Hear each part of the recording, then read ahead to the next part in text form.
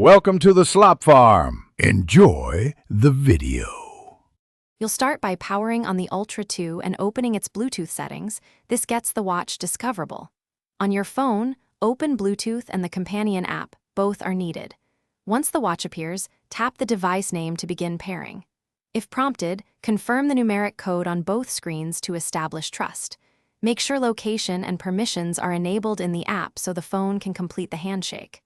Once paired, allow the app to finish initial setup and sync basic data. You now move into detailed settings to enable full functionality and watch faces.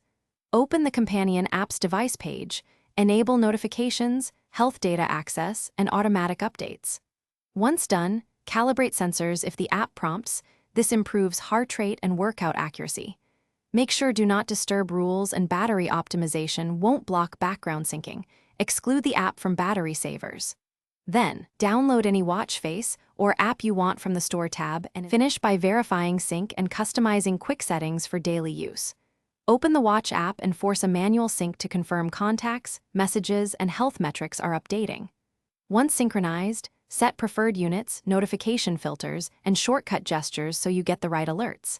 If syncing fails, restart both devices and toggle Bluetooth off and on. This often clears transient errors.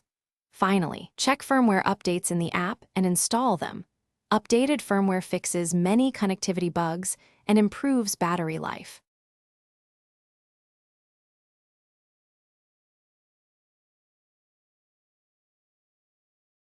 Thanks for watching. Consider subscribing if we helped you today.